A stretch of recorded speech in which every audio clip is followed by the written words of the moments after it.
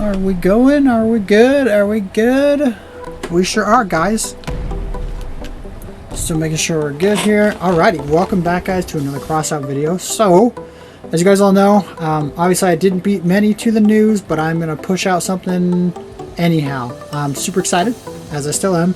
It is, it's 1 a.m., so I'm definitely ready for bed. I definitely want to go to bed, get a few hours of sleep before I get into this event. Super duper excited. Ready to go on it. Anyhow, it is here, guys. It's the event is here. I have it pulled up right here.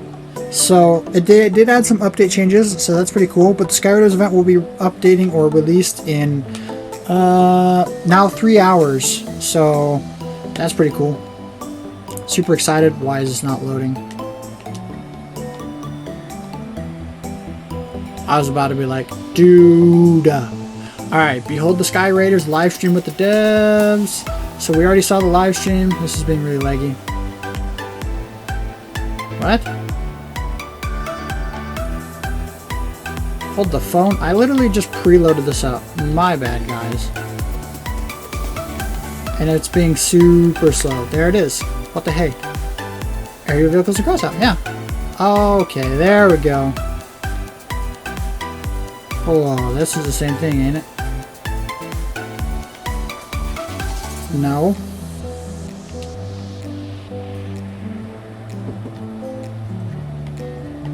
What the fun sauce?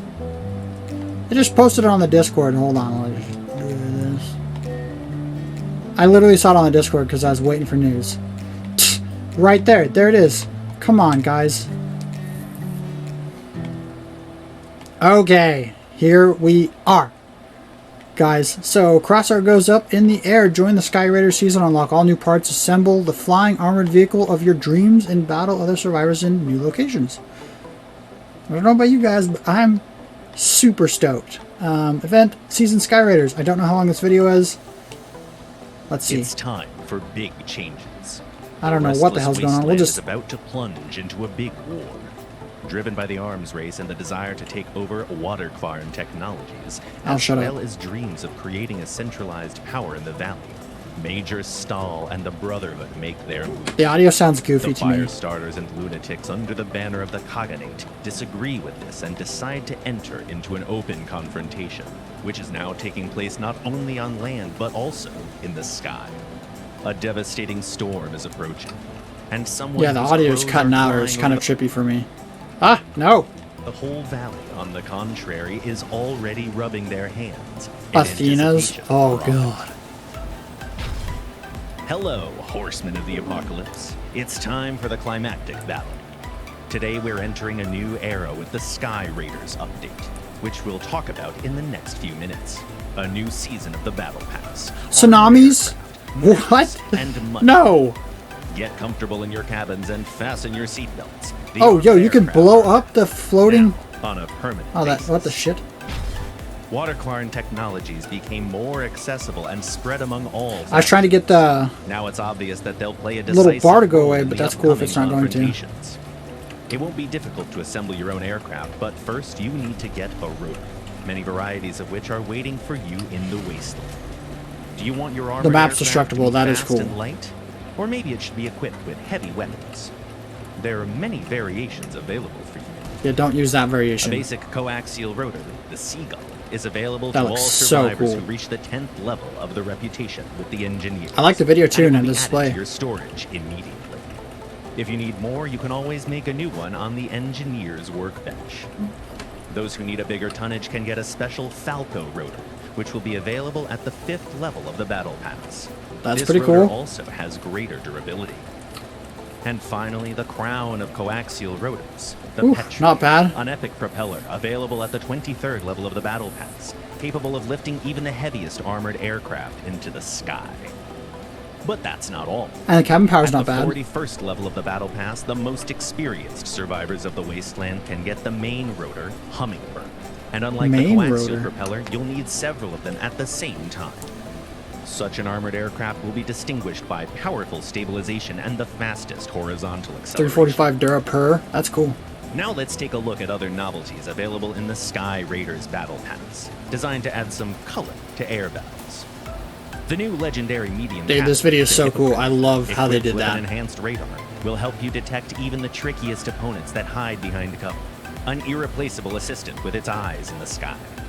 The Mine Layer Dove, the perfect. I think that those are cool, but I don't think that they're great. Go higher if you want to strike a direct hit, or go lower if you need to mine the passage. It's not that easy to hit an armored aircraft in the sky from the ground, especially for all adepts of air defense. We prepared a special super excited for those. The anti-aircraft autocannon Starfall that has a large elevation aim, the shells of which explode not only on a direct hit, but even a meter away from the target. Being in the sky, you become a target not only for anti-aircraft cannons, but also for rockets aimed at you, which will surely reach their target if you don't calculate your location in advance, or if the heat trap flock isn't mounted on your aircraft. Hell yes, no energy cost. That'd be so dumb if it cost energy. For battles of air and ground vehicles, we've redesigned the maps East Quarter and Desolate. Oh, dude, everything's destructible on these maps. Go to the gates of Let's the go to the very center of the battle between the fire starters and the Steppenwolves. Fight in the air harbor, the Steppenwolf air base established on the abandoned dam of the it's just late. Corporation I'm gonna be Research on. Complex. I apologize. Fly over the foundry or break into the sanctuary, which has become a meeting place of the syndicate leaders. And that's not all the new features that await survivors in the game. Onward and upward toward the Sky Raiders.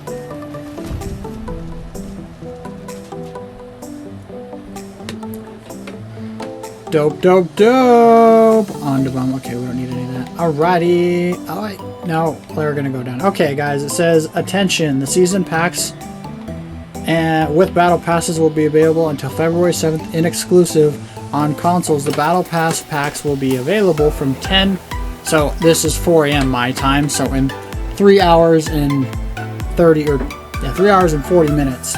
Anyway, there are 75 main levels with the reward season. Leveling up in the event will unlock rewards. Starting from level 76, the player can unlock bonus rewards of an additional levels in the rewards guide. So this is set up the same way as the previous battle pass. You earn lighters, but these are bearings instead, and you can obviously exceed the maximum 76 levels, and then, sorry I talk with my hands, and then go past it. Anyway, during the season, the player receives a special resource, bearings. Obviously, as I just said, a player can exchange a certain amount of accumulated bearings without additional expenses for an upgraded part from the list available. I don't have a promo account, so I can't show you guys the list of fusionable parts, but if you did watch the live stream, it will show that. It says here, after reaching level 142 of the season, players receive 15 bearings for each sequential level of the battle pass, if the battle pass is purchased. At the end of the season, all unused bearings will be withdrawn from the game, so use your bearings obviously if you can. All players without exception can unlock recipes for the production of new parts during the season, 150 bearings, 100 in-game coin, an emblem for banner customization, structural parts, containers with resources, repair kits, a container with epic parts of your choice for one of the following additional levels of the reward scale. A player who have purchased the battle pass may receive the following: a pre-assembled armored aircraft and all of its along parts with the special upgraded rotor Falco. Already crafted and upgraded new parts, please note that such parts will be issued in certain upgrades and cannot be sold nor bought on the market, which is the same with any fused part. Access, sorry, we're right here, my thing keeps going away. Access to the production of new upgraded parts during the season. New garage, the Nomad's Camp, which is what you guys saw in the live stream right off the bat. There is no possibility of building your own range in this garage. The garage grants you enough free space to test your armored aircraft. At school, you can craft your armored aircraft. I wonder if you can craft or test your ground builds there too, or not. Probably not, because then that would defeat the purpose of the regular garage. We'll receive 2 new portraits, additional in-game coins, an additional container with special parts of your choice for an additional level of the reward scale. Cosmetic items, paint, stickers, decor, additional bearings, blah, blah, blah, blah, blah. New elements of the banner, storage expansions and blueprints, so all the typical stuff. Rewards marked with a lock icon will only available in the battle pass, so any of you guys who have experienced the battle pass already know all this stuff. Season level increase. You can increase the level of your season by completing special and daily weekly challenges. So all this is pretty normal for all the season players who have done a battle pass. You can still complete the regular daily challenges and weekly badges. Right here, weekly tasks of the season are divided into main and additional groups. So at once, 4 main, 2 additional, same thing. Attention, vehicles with rotors can only be used in special PvP missions, Bedlam and Patrol. For those of you who didn't watch the live stream again, it says only be available in special PvP. So air battles have their own wires, scrap, and batteries game modes. However, they do not intermix with regular battles with ground vehicles because, you know, that would defeat the purpose of like a breaker build or a firebug because people would just be able to fly away. Anyway, here's a picture of the new Falco rotor. Obviously, you just saw as introduced in the video, which is pretty cool. So here's the stats. I'll let you guys kind of go over that. So it's a rarity special, power score 400, tonnage is 2800, cabin power is 50% usage, which isn't bad. Let's 50% of damage through, so that is good. So any machine gun build or anything like that is going to allow pass through. 254 durability, so not bad at all. Not bad at all. Then we have the petrol, which is the one I believe that we had from last year. This one is epic, 850 power score, not bad again. So tonnage is 5,000, cabin is 15%, lets 50% of damage, durability 405. The perk reduces the distance required to fly to activate a bonus by up to 50%. This perk does not depend on the CR2 petrol, but decreases proportionally if there are other rotors mounted to the vehicle. So obviously if you had 2 rotors, it would be 25%, 25%. Same perk as the Bigfoots. And then we have the Hummingbird. So this is an epic 220 power score, reaches a maximum speed of 90. I didn't even see that. This doesn't have a maximum speed on it. Neither does this one. There's no maximum speed on these. I'm assuming it's 90. Anyway, 1200 adds additional 1200. Cabin power is 4%, so that's not bad. Even if you have 4 of those on there, that's only 16%. That's pretty alright. Let's 30% of damage pass through, which is good. 345 dura per. Perk, while active, increases the durability of all other Hummingbirds rotors on the armored aircraft by 5%. Maximum was 25%. So it's like the damage perk on, I think, I want to say imps. Or not imps. Shit, the legendary version of those. I don't remember what those are called all of a sudden. Fidgets. This guy, we have the Dove. So this is one that I think is cool. Ideally is cool, but I don't think it's going to be useless for anybody who's in the air. What, are you going to drop bombs on people? This is definitely a ground attack kind of thing. So fires 4 bombs with a limited jet acceleration. Legendary, 2800 power score, 12 volleys is the base ammunition, 418 durability, 7 energy drain, which I think is crazy. 1134 mass. The perk is when the bomb hits environment objects from a height less than 30 meters, the projectile will be stuck into the surface and detonate after 10 seconds. So it's a king with a timer, or when the enemy appears nearby. If the height is greater than that, projectiles explode with damage increased by 25%, which will not decrease with distance from center of explosion, which is pretty cool. Go away. Autocannon, AAA gun Starfall. So this is the autocannon for that I am going to be crafting a lot of. Super cool weapon. Anti-aircraft autocannon, so it does have an explosive ability. It is massive like a Mandrake though, so be aware. You can take quick damage. It does have decent durability at 604. Rarity is legendary, 2400 power score. 6th energy is not bad, so you can run equipment with it. I'm assuming it's not reload based, being an autocannon. The perk is when the projectile fires at a distance of more than 1.1 meters from the target, an explosion will occur, the radius of which will be increased by 100%. The damage will not decrease as it moves away from the center of the target. Cool. Then we have the flares. Those are pretty dope. No energy cost. Those guys are obviously legendary. What's the power score on those? 375. That's not bad. Super lightweight. 50 points. I wonder if those are affected by ammunition crates. Let's see. 105 durability mass. Perk doesn't heat up when firing. Duh. Then we got the Hippogriff, the cabin. This guy is a medium cabin. As you guys all know, super badass. All the windows are already cracked. Onward to the next part. Alrighty, so we have the legendary cab. This guy's going to be pretty awesome. Hopefully, I hope it's going to be awesome. It's got better stats than the Doppler by quite a bit, and it has all of the Doppler's basic perks, like through and through. So when the perk is not activated, it still acts as a Doppler basically, but a much better Doppler, even better than Fused. So it is a legendary cab, 5,200 tonnage, same mass limit as basically all of the medium cabs. So Beholder, Nova, and all of them. 12 points of energy is per usual. Has an improved built-in radar. So as you can see, the enemy detection radius is 360. Range of detecting in cover is 320. And then 360. Mine radius detection is 90. That's one I noticed on this, because it'll detect cap cans, kings, all that stuff at 90 meters, whereas I'm pretty sure the Doppler is 60, even fused. When the perk is activated, enemies within detection range behind cover get highlighted for 7 seconds. This is going to be a great cabin for like range escort players, because you can just, as soon as they drive out, whack. You just whack them. Super easy. I think that's how it would be. That's what I would use it for, because obviously I run Typhoons and Mastodons, so I'm always trying to predict shots and lead them. So I think it'd be super awesome for me. Some of the new structural parts. So we got fuselage. Sorry, I was looking at the time. I'm trying not to make the video super lengthy, because I know people don't want to listen to me talk for, I don't know, 20 minutes straight, which is a possibility. I try to read everything, so if people want to listen, they know what the update is. Anyway, so some of the new parts, these are pretty neat.